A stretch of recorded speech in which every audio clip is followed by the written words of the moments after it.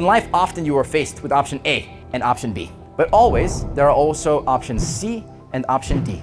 Do you want to know what it is? That are non-obvious to most people, and they take a lot more effort to achieve, and they take sometimes a big chunk of luck, but they're better.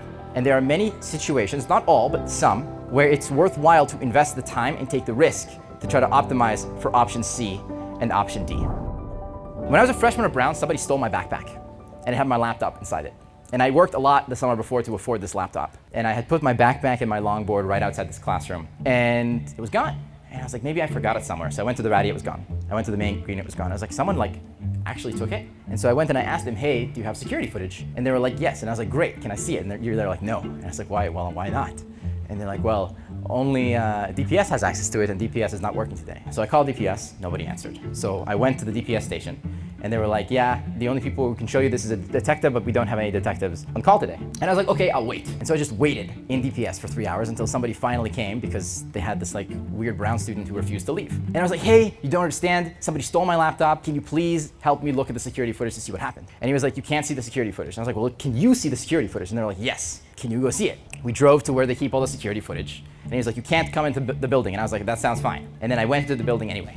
I sat next to him, we scrubbed it, and we found the video of somebody stealing my laptop. And it was like this 6'2" guy, white dude, looked very sketchy, clearly not a Brown student, wearing a gray hoodie and a blue vest and a blue cap. And so I'm sitting there with DPS, and they're like, okay, go back to your room, live your life normally. We'll tell you if, we figure out what happened. And I could tell they were not gonna do anything. So I refused to leave.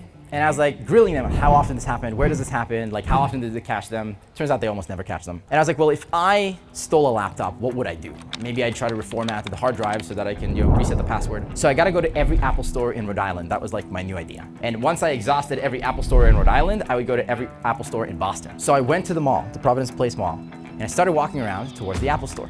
As I'm walking to the Apple store, I see this guy sitting in the corner, charging an iPhone, with a blue vest and a blue cap and a gray hoodie. Gotcha, bitch! So then I go to the security guard in the front, and I was like, hey, that guy stole my laptop. And he's like, do you have evidence of this? Hell yeah, I have evidence of this. And so I pull out my phone, and my phone's out of battery, because I've been sending this video to everybody else at Brown to be like, yo, did you see this dude? He's like, sorry, I can't help you. So I went to the guy and I was like, hey, my friends told me you found my laptop. I couldn't be more grateful. I wanted to give you a reward and say thank you. So he stands up. He's like, I don't have your laptop, kid. I don't know what you're talking about. Starts walking away. He's like, no, you don't understand. My friends told me you found my laptop. I just wanted to give you a reward and say thank you. I don't have your laptop. Leave me alone. Exits the mall, sprints towards the train station. Now the guard is with me, running after the guy. Guard takes 3 steps, turns around, goes back to the mall. So now I'm chasing this dude, 25 feet away, just in case. I want to give you a reward. My friends told me you found my laptop. He's like, I don't have your laptop. Leave me alone, kid. I know you have my laptop. Take it out now and put it on the ground. He's like, I don't have your laptop. I was like, I know you have my laptop. Take it out now and put it on the ground. This is your last chance. Last chance. I was a very small freshman at the time. Police will not follow you. I will not follow you. Just put it down now. It ends here. But if not, I will chase you till the ends of the earth until I get it back. The guy looks back at me. He's like, I've stolen the laptop of an insane man. He opens his bag. He takes out my laptop and he puts it on the ground. I pick it up, give it a little kiss. Take out my charger and put it on the ground. So he takes out my charger, he puts it on the ground, I get my stuff back, I go back to the mall, and Brown TPS picks me up. I remember sitting on the steps of the ratty, and I was like, okay, do I dedicate the rest of my life to trying to find this laptop, or do I go about my day like a normal human being? And my decision was, I'm going to dedicate my life to finding this laptop. And my expectation is that there's a 3% chance that if I do this, I'll get it back, and 97% chance I won't get it back. But I was okay with that math, because if I ran this equation over and over, for me at the time, that was a worthwhile thing to do.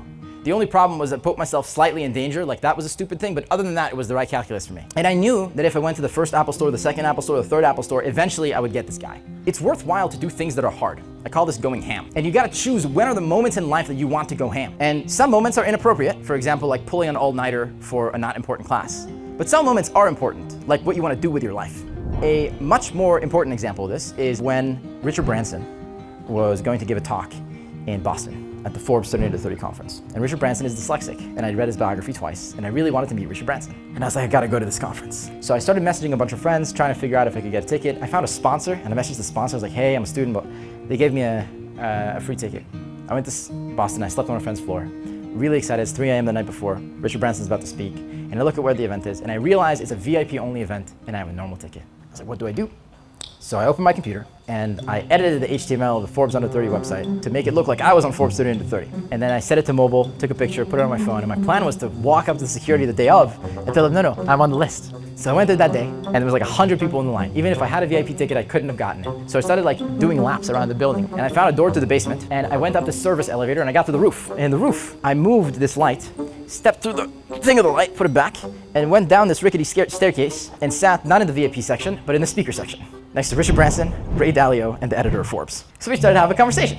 Turns out the editor of Forbes is dyslexic. And when he went up to interview Richard Branson, he was like, yeah, like send us questions on Twitter, blah, blah, blah. So I made 3 Twitter accounts, and from all of them I tweeted them about dyslexia. And you're like, wow, there's a lot of questions about dyslexia today. I'm getting a shocking number of questions that actually have to do with dyslexia. And then Richard Branson stepped off the stage. I made a beeline. He's like still walking out, couldn't get his attention, but like he pointed at his secretary and had her talk to me. I gave her all my information, and that's it. She never messaged me back. And so I found her email on the internet, I emailed her, no success. 2 years later, Richard Branson was giving another talk. Once again, I snuck in by initially climbing into the roof and then going to the back. Once again, I did not succeed. 4 years later, Richard Branson and I met through another means, and he became an investor in Speechify and became a very good friend. My God, you're a good-looking lad. Look who's talking. If you set yourself a goal, it doesn't matter how long the goal takes. If you believe that you can do anything you set your mind to, even things that other people consider impossible, give it enough time, you're always going to succeed in doing the thing. And so in life, you know, let's say I want to get into this building, and the front door is locked. Oh well, I can't get into the building. Well, that's inaccurate. You can go through a window, you can climb the roof, like you can do a lot of different things. You can still get into the building. And so you can do anything you want, even things that most people consider physically impossible, give it enough time.